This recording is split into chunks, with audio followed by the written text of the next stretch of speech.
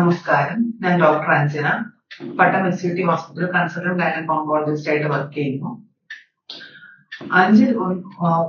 ഒരാൾക്ക് ക്യാൻസർ എന്ന രോഗം വരാമെന്നാണ് കണക്കുകൾ കാണിക്കുന്നത്. അതിൽ ഒരു 70 മുതൽ 80% ആൾക്കാർക്കും വളരെ ലേറ്റ് ആയ സ്റ്റേജിലാണ് ക്യാൻസർ സിംറ്റംസ് ആയിട്ട് പേഷ്യൻസ് നമ്മുടെ അടുത്ത് വരുന്നത്. നമുക്ക് എന്തുകൊണ്ട് ക്യാൻസർ ഉണ്ടാകുന്നു എന്നും, അതായത് ക്യാൻസർ ഉണ്ടാകാനുള്ള ചില റിസ്ക് ഫാക്ടേഴ്സും സ്ത്രീകളിൽ വരുന്ന ചില ക്യാൻസേഴ്സ് വരാതിരിക്കാൻ നമുക്ക് എന്ത് ചെയ്യാമെന്നും നമുക്ക് ഇവിടെ നോക്കാം.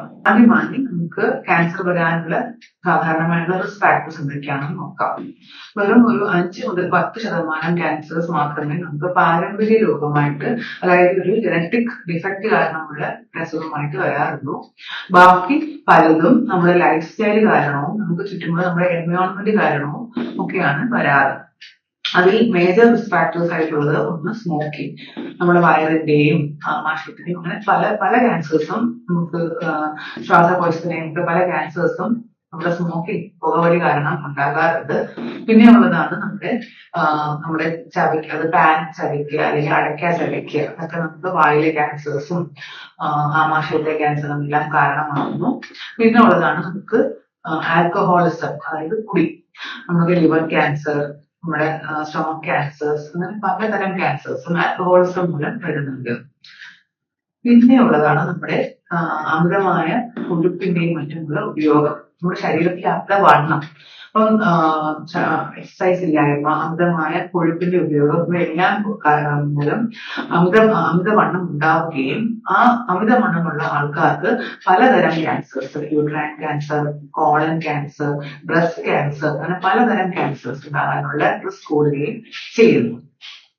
അപ്പൊ നമുക്ക് ഈ കാരണങ്ങൾ കൊണ്ടുണ്ടാകും 4% ക്യാൻസർ സ്മോക്കിംഗ് അവോയ്ഡ് ചെയ്യുന്ന മൂലം, ആൽക്കഹോളിസം അവോയ്ഡ് ചെയ്യുന്ന മൂലം, ശരിയായ എക്സസൈസ് മൂലം, ശരിയായ ആഹാര ശൈലി മൂലം നമുക്ക് പലതരം ക്യാൻസേഴ്സും വരാതിരിക്കാൻ ശ്രദ്ധിക്കാവുന്നതാണ്.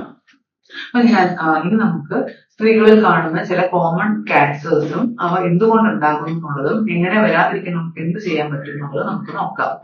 അതിൽ ഒന്നാമത്തേതാണ് നമ്മുടെ സർവൈക്കൽ ക്യാൻസർ. നമ്മുടെ ഇന്ത്യയിലെ സ്ത്രീകളിൽ കാണുന്ന സെക്കൻഡ് മോസ്റ്റ് കോമൺ ക്യാൻസർ ആണ് സർവൈക്കൽ ക്യാൻസർ. നമ്മൾ ലോകത്തിലെ സ്ത്രീകൾ നോക്കുകയാണെന്നുണ്ടെങ്കിൽ 4 ഒരു സർവൈക്കൽ ക്യാൻസറും ഇന്ത്യയിൽ നിന്നാണ് വരുന്നത്. അപ്പൊ എന്തുകൊണ്ടാണ് സർവൈക്കൽ ക്യാൻസർ വരുന്നത്? നമുക്ക് സർവൈക്കൽ ക്യാൻസർ വരുന്നത് ശരിക്കും പറഞ്ഞാൽ ഒരു വൈറസിന്റെ ഇൻഫെക്ഷൻ മൂലമാണ്.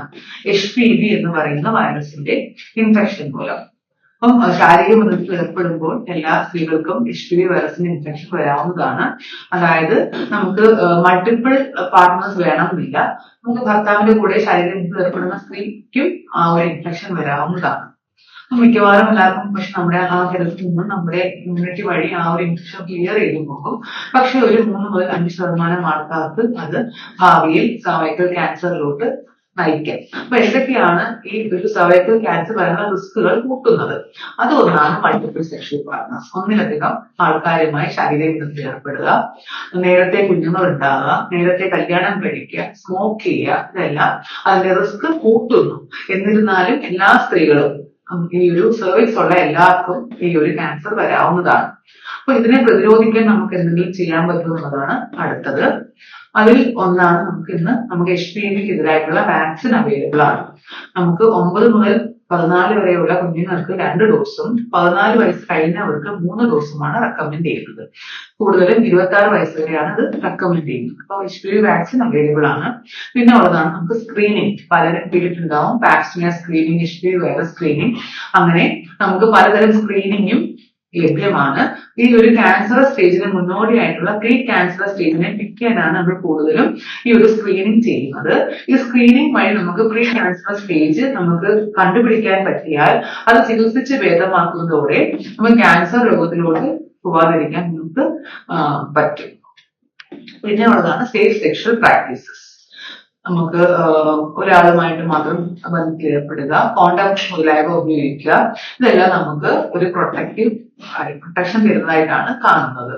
അപ്പൊ ഈ 3 ഇതിലൂടെ നമുക്ക് സർവൈക്കൽ ക്യാൻസറിനെ ഒരു പരിധിവരെ നമുക്ക് പ്രിവെന്റ് ചെയ്യാൻ പറ്റും. പിന്നെ നമുക്ക് സ്ത്രീകളിൽ വളരെ അധികം നമ്പറിൽ കാണുന്ന ഒരു ക്യാൻസർ ആണ് ബ്രസ്റ്റ് ക്യാൻസർ. അപ്പം ഒരു സ്ത്രീ ആയാൽ തന്നെയും ബ്രസ്റ്റ് ക്യാൻസർ നല്ലൊരു റിസ്ക് ആണ് വരുന്നത്. 8 സ്ത്രീകൾക്ക് ബ്രസ്റ്റ് ക്യാൻസർ വരുന്നു എന്നാണ് കണക്കുകൾ കാണിക്കുന്നത്. പിന്നെയുള്ള റിസ്ക് ഫാക്ടേഴ്സ് ഒന്നാണ് ഏജ് കൂടുന്നത്, നമുക്ക് തടയാൻ പറ്റുന്നതല്ല. പക്ഷേ പിന്നെ ഉള്ള ഹെറിഡിറ്ററി, അതായത് ഒരു 10% സ്ത്രീകൾക്ക് നമുക്ക് ഈ ഒരു പാരമ്പര്യമായിട്ടാണ് ആ റിസ്ക് കിട്ടുന്നത്. പക്ഷെ നല്ലൊരു ശതമാനം ആൾക്കാർക്ക് നമ്മുടെ ലൈഫ് സ്റ്റൈൽ മൂലവും ബ്രസ്റ്റ് ക്യാൻസർ വരാം. നേരത്തെ പറഞ്ഞ പോലെ അമിതവണ്ണം, എക്സസൈസ് ഇല്ലായ്മ, അമിതമായ കൊഴുപ്പുള്ള ഭക്ഷണം കഴിക്കുക, ഇതെല്ലാം ബ്രസ്റ്റ് ക്യാൻസറിന് റിസ്ക് കൂട്ടുന്നതായിട്ടാണ് കാണുന്നത്. പിന്നെ നമുക്ക് ചെയ്യാൻ പറ്റുന്നത് എന്തെന്ന് വെച്ചാൽ നമ്മുടെ ഹെൽത്തി ലൈഫ് സ്റ്റൈൽ, പിന്നെ നമ്മളൊരു ബ്രസ്റ്റ് അവയർനെസ് ആണ് നമ്മൾ പിന്നെ പറയുന്നത്. അതായത് എല്ലാ സ്ത്രീകളും അവരവരുടെ ബ്രസ്റ്റിനെ പറ്റി അതിന്റെ ഒരു രീതിയെ പറ്റി അവയർ ആയിരിക്കണം. മാസത്തിൽ ഒരു പ്രത്യേക ദിവസം അവർ സ്വന്തം ബ്രസ്റ്റ് ഒന്ന് പരിശോധിച്ച് നോക്കുക. എന്തെങ്കിലും ഒരു വ്യത്യാസം ഉണ്ടോ എന്ന് നമ്മളൊന്ന് നോക്കാം. എന്തെങ്കിലും ഒരു സംശയം ഉണ്ടെങ്കിൽ ഡോക്ടറിനെ കാണേണ്ടതാണ്. പിന്നെ നമുക്ക് മാമോഗ്രാം ടെസ്റ്റ് ഉണ്ട്. 40 വയസ്സ് കഴിഞ്ഞാൽ നമുക്ക് എല്ലാ വർഷവും അല്ലെങ്കിൽ 2 വർഷത്തിൽ കൂടുന്തോറുമെങ്കിലും ഒരു മാമോഗ്രാം ടെസ്റ്റ് ചെയ്തിട്ട് നമുക്ക് ബ്രസ്റ്റ് ക്യാൻസർ നേരത്തെ കണ്ടുപിടിച്ച് സമയത്തിന് ചികിത്സിച്ച് ഭേദമാക്കാൻ സഹായിക്കുന്നതായിരിക്കും. പിന്നെ അടുത്തത് നമുക്കുള്ളത് ഒരു യൂട്രസിൽ വരുന്ന എൻഡോമെട്രിയൽ ക്യാൻസർ ആണ്.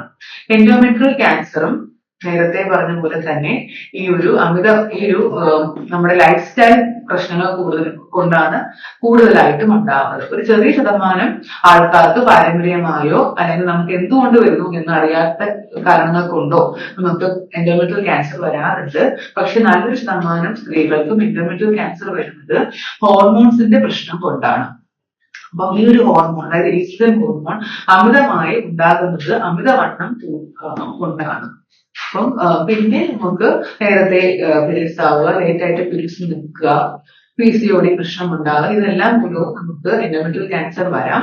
പക്ഷെ അമിതവണ്ണമുള്ള സ്ത്രീകൾക്ക് ആണ് എൻഡോമെട്രിയൽ ക്യാൻസർ കൂടുതലായിട്ടും വരാനുള്ള റിസ്ക് ഫാക്ടേഴ്സ് ഉള്ളത്. അപ്പൊ നമുക്ക് വണ്ണം കുറയ്ക്കുന്നതോടെ നല്ലൊരു ശതമാനം സ്ത്രീകൾക്കും എൻഡോമെട്രിയൽ ക്യാൻസർ വരാതിരിക്കാൻ നമുക്ക് ശ്രമിക്കാൻ പറ്റും.